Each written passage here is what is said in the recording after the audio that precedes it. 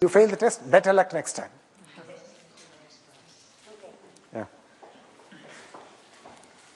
Okay.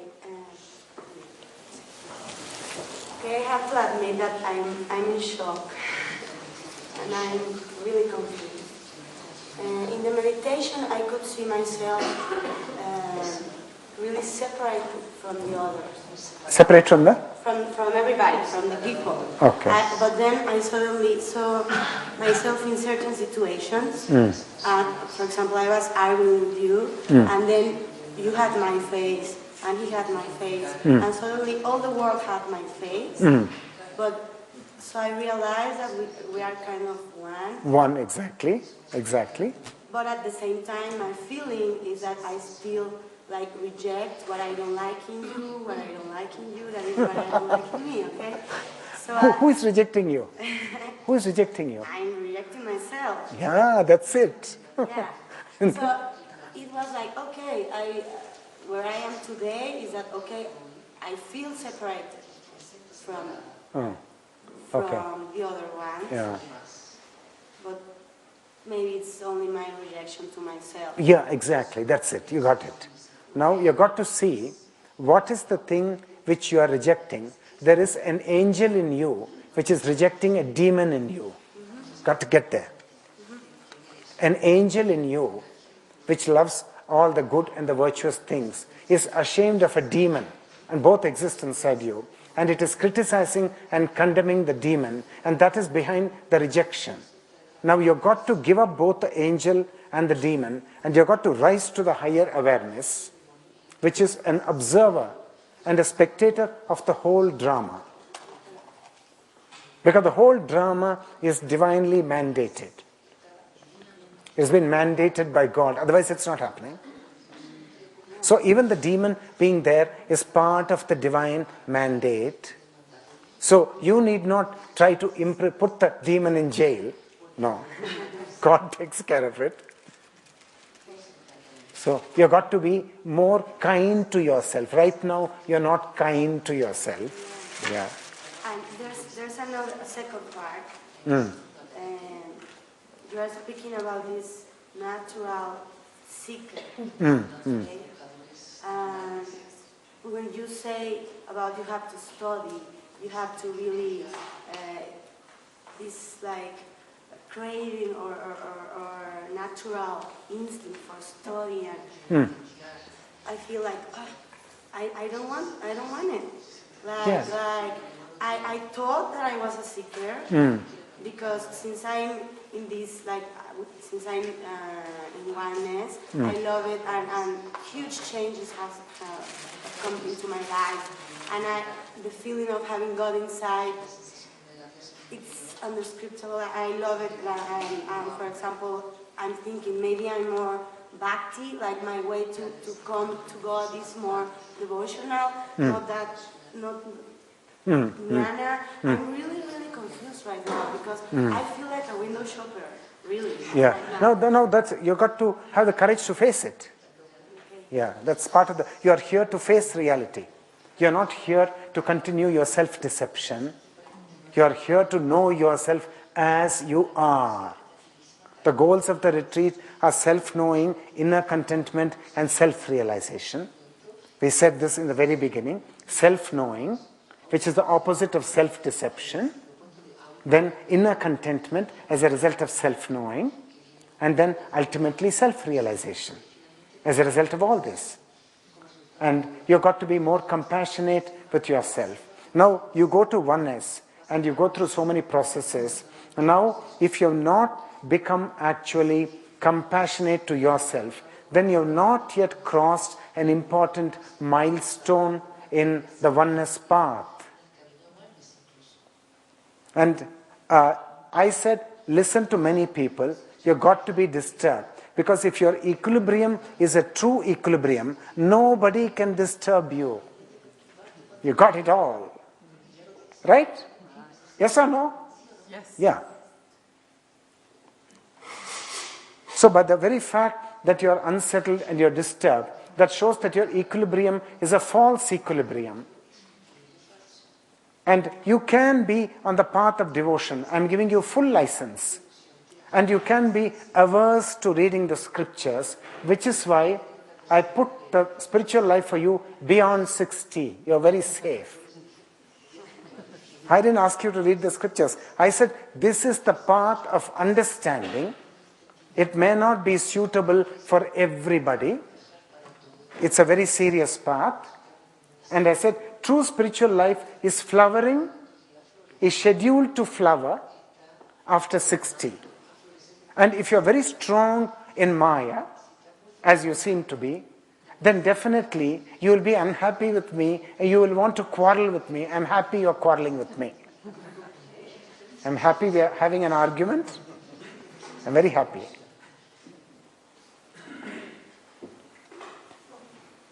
Yeah. You need not accept, I am not an authority figure. You need not accept everything that I'm saying. I'm just making you think and discover your own path. That's what I'm doing.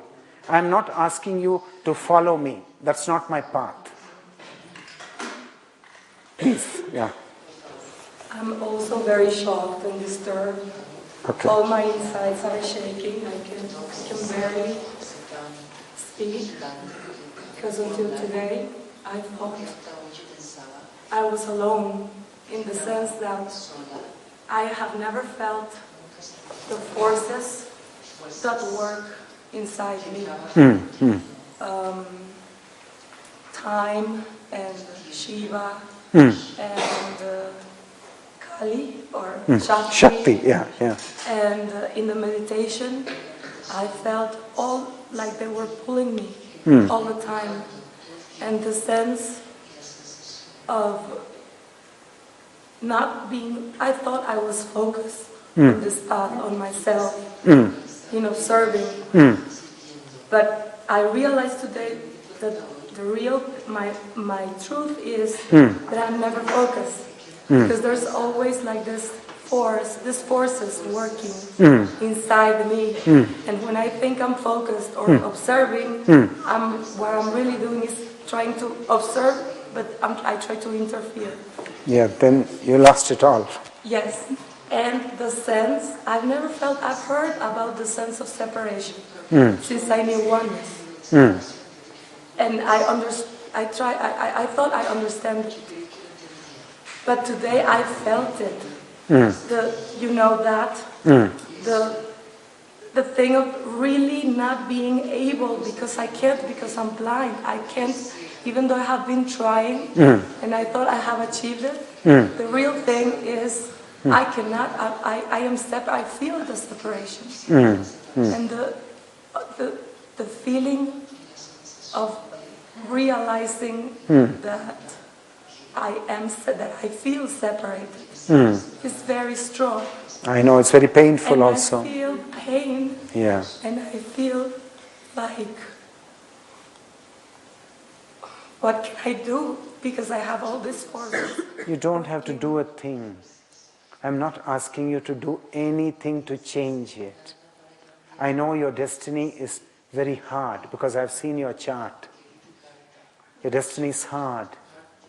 There's a very weak moon in the 12th house and 2-3 additional planets in the 12th house. And so you can get very emotionally depressed and emotionally moody. That's part of the divine plan for you. But at the same time, the chart has a potential for getting to God through meditation. The chart has got a potential for it. And you are feeling unhappy because you're trying to change yourself. And in my last email to you, I told you, don't change anything which you see in yourself. That's the teaching I gave you. So there's no reason for you to feel disturbed, because who asked you to change yourself? I'm just asking you to understand that the divine has architectured you like this. You are the handiwork of the divine. Just be comfortable with it and say thank you. And if there is pain in life because of separation, which is always painful, then drink the pain of that separation, because you completely deserve it in the divine eyes. The pain is well deserved for every one of us. very well deserved. Otherwise, the divine is not giving us anything which is not proper, which is not appropriate, not according to our karma. Everything is perfect. So the pain is perfect. And you've got to drink it. And when you're drinking the pain, you will never know what's going to happen as a result of drinking that pain. The blessing will come much later, when the homework is done. When you're finished drinking the full bottle of pain that God has given you. It won't come. It may come many years later. Not immediately, not tomorrow evening as you're expecting. So there's homework to be done by every one of us, and we've got to do that.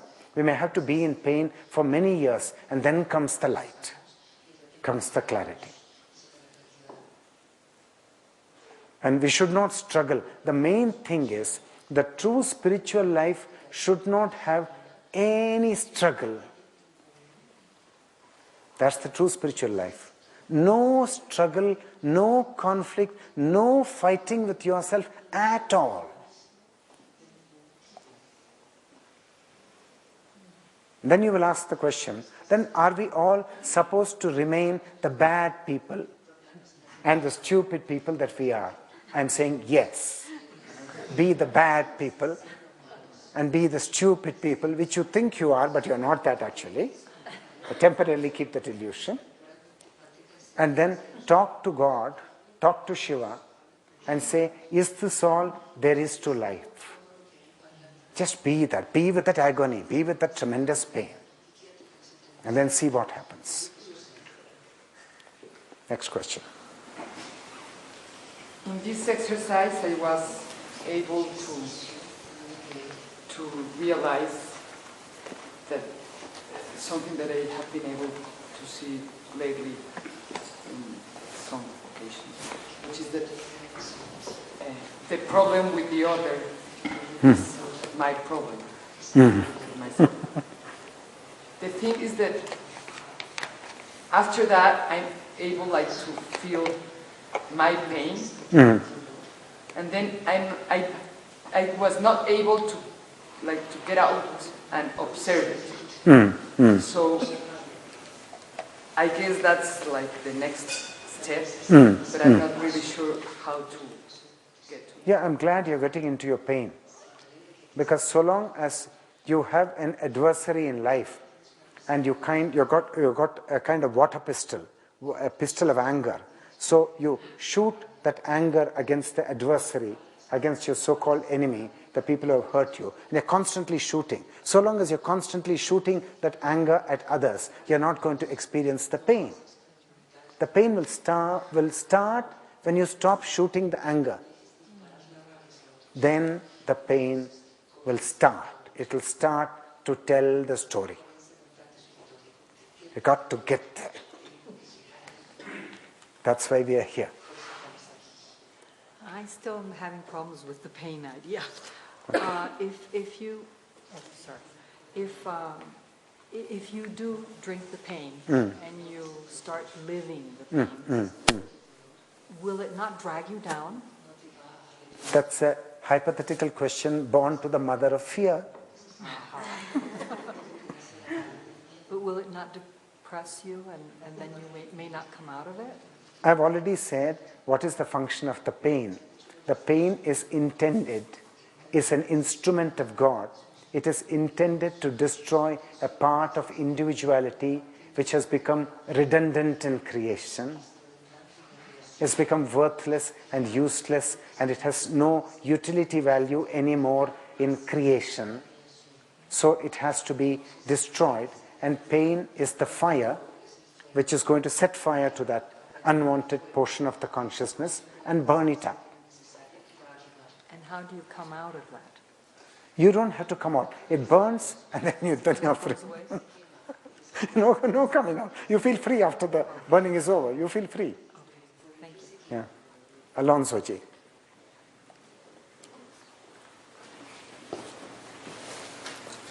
I have my small conflict I have is that I really accept life as it is. So sometimes even though I am going through something difficult, I just accept it and let go. But the two conflicts I have is that I see so many people asking so many things and trying to understand that I think maybe I should start analyzing and why I am not having those conflicts, and maybe I'm starting to think I am silly because I'm not understanding everything. And the second conflict I have is, can you answer me the first one so I can ask? Yeah, I'll answer the first one. See, your actual problem may be your attachment to oneness. Now, I am a disciple of Sri Bhagavan, and I stopped working for my master from 1998 onwards. So, I've said earlier that in the spiritual life will have all the obstacles which we face in the material life. It's not going to be a bed of roses. And my master gave me a teaching when I was very young. And but I was not able to go with my master. I never rejected my master. My master is very beloved to me. But I had to work out my own path. So even though I brought my master's mission into the world, I was the one who brought it into the world. But in 98, I felt a different calling. So I had to withdraw from the mission work. I had to be true to myself, not be a spiritual hypocrite. And the spiritual field is full of hypocrisy. You've got to be true to yourself. And you've got to take a step which will look very awkward and embarrassing, and which may be condemned by society, which may be displeasing to many people, but you've got to take that step.